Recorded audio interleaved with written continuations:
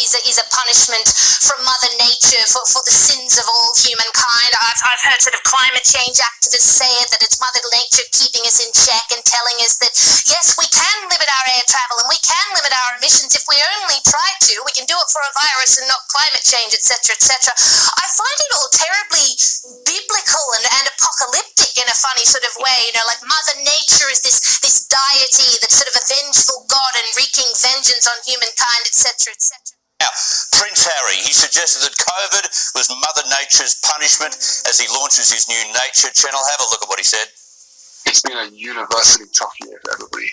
You know, someone said to me right at the beginning of the pandemic, it's almost as though Mother Nature has sent us to our rooms for bad behaviour, to really take a moment and think about what we've done. It certainly reminded me, as it has probably reminded all of us, how interconnected we all are. Not just as people, but through nature. We take so much from her. Let's put him aside right now. Back to things that are a little bit more important.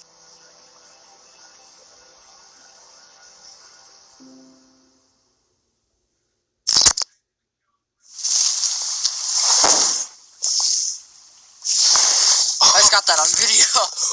What was that? What was that? That's a big gun. Yeah, the boom heard round Central New York. Good evening, everyone. I'm Christy Casciano. That humongous boom rattling the region. Did you hear it? That mysterious boom heard for miles. Calls were coming in from all across Central New York about the noise. It shook windows. It rattled our pets. Oh, I hope I got that. I just saw a comet. Holy cow, I think that was like a shooting star, but in the day. He heard an explosion that shook the house. They're from Maryland, Michigan, Ohio, and Canada, and they also heard that boom. If you felt a boom on Wednesday and can't describe it, you're not alone. Scientists say a meteor broke apart somewhere over Syracuse, New York around noon, and the resulting explosion could be seen, heard, and even felt in 5 states, including Maryland. People in some areas could see a fireball. Others describe the sound as being similar to a clap of thunder. A brightly burning meteor has been caught on camera in Japan. The fireball can be seen through the clouds for a few seconds before it exploded, lighting up the night sky. A similarly bright shooting star was seen in the sky above Tokyo earlier this year. Indonesia's Mount Ile-Lewotolo has erupted, sending 4 kilometers of smoke and ash into the sky. This comes 8 years after the volcano in the island of Lemata last erupted in 2012.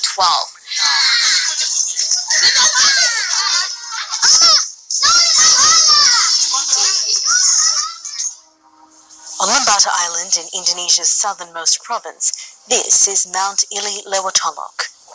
Thousands usually live on the slopes of the volcano, accustomed to its quiet grumbling close to their homes. But days ago, a large eruption triggered panic among the local population. Ash shot more than 4 kilometers into the sky. Indonesia sits on what's known as the Ring of Fire, which makes it vulnerable to frequent seismic activity.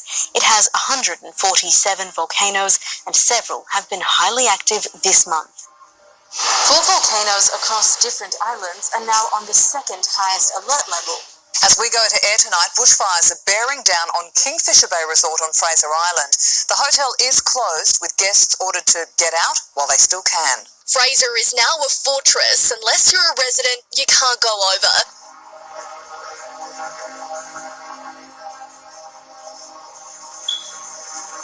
Weather records fell over the last 24 hours as Sydney sweltered through its hottest November night ever.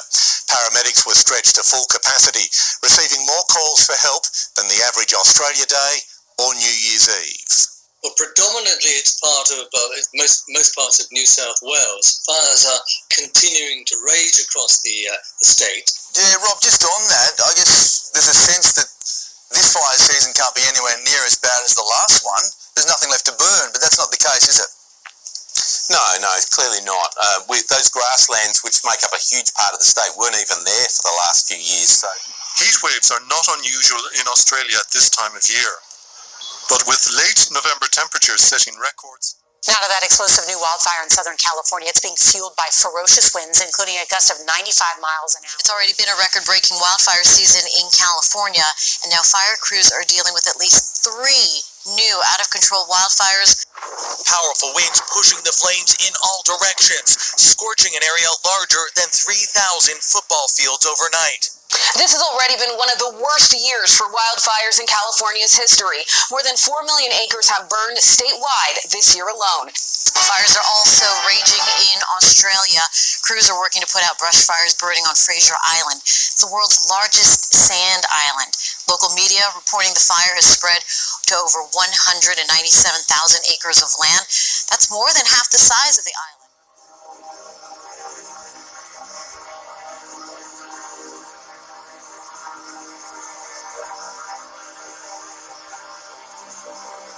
Now, in a special BBC broadcast, Antonio Guterres also said that there is no vaccine for the planet. 2020 has been a year of dramatic weather extremes. To put it simply, the state of the planet is broken. Dear friends, humanity is waging war on nature. This is suicidal. Nature always strikes back.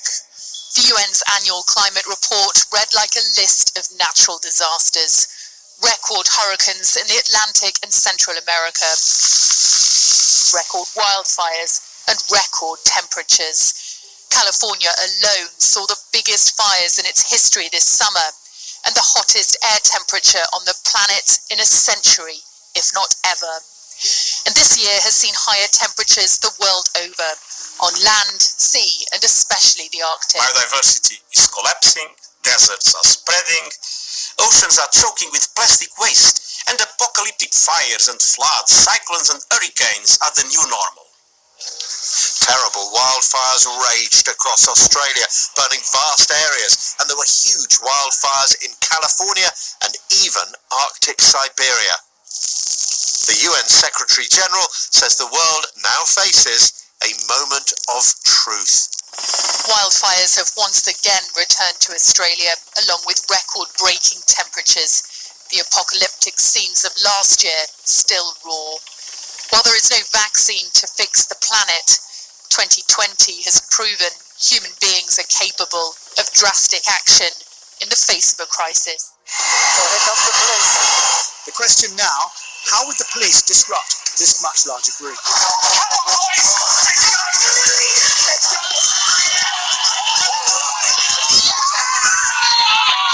The rule of two is something they've never had to implement before. We start in France, where the government is under pressure after police clash with protesters in the capital, Paris. Demonstrations erupted over a new security bill that would restrict the right to publish images of police officers. Police and demonstrators clash violently as night falls in the French capital. Journalists and participants document the events, publish videos and images. Some might call this a fitting end to a day of protest for freedom of expression and against a new security bill. This would make it a crime to publish a photo or video of the face or any identifying element of a police officer with the intent to cause harm. The protest began peacefully. Media organizations and human rights groups organized marches across the country.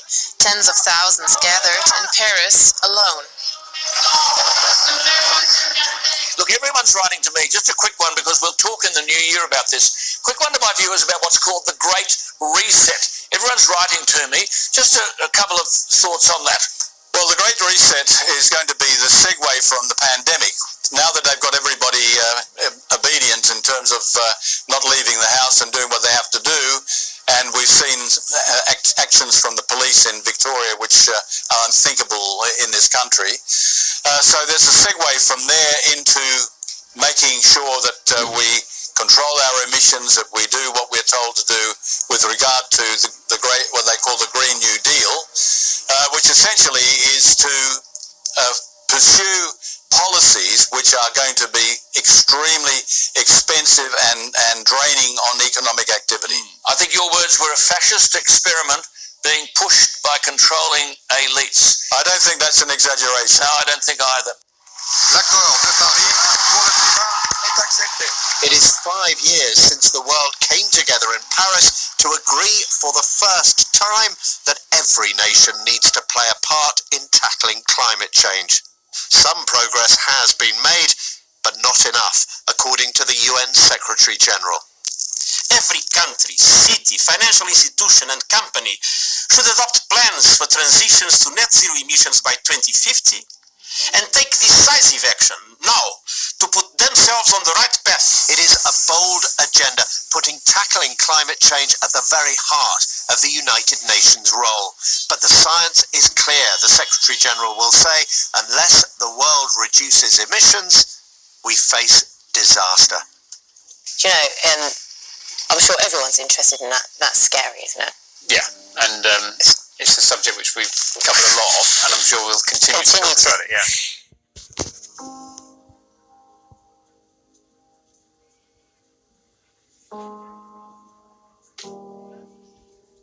Another mysterious monolith has appeared, this time in our very own backyard in San Luis Obispo County.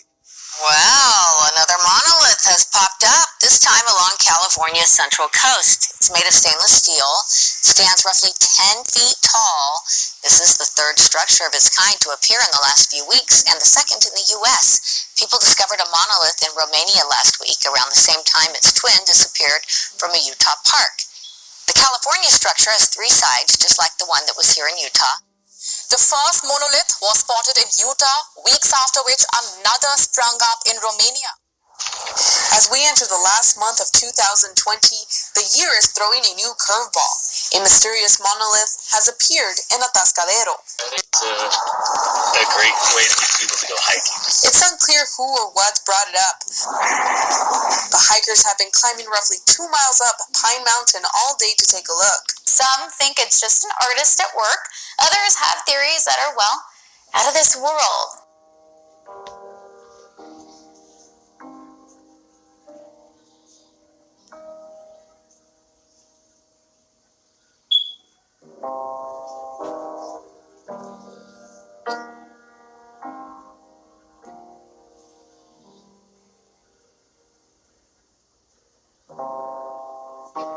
A metal artisan is weighing in on this monolith mystery, or who or what could be behind it. Dan Patterson, founder of Santa Barbara Forge, hammered out some possible options. He says the metal structures could be a 6-sided love letter from the universe, or perhaps the work of space aliens. He says the images he's seen are so perfect, he's trying to wrap his head around how they're made. Could be very difficult. You know, we're getting into the mysteries of, like, say, maybe Stonehenge, how they might have done that. I see this as really part and parcel of that kind of oddity that the Earth throws at us that we just don't have an explanation for. And Patterson and his crew specialize in custom, heirloom quality gates, railings, and other metal pieces, but so far they say no orders for a metal monolith.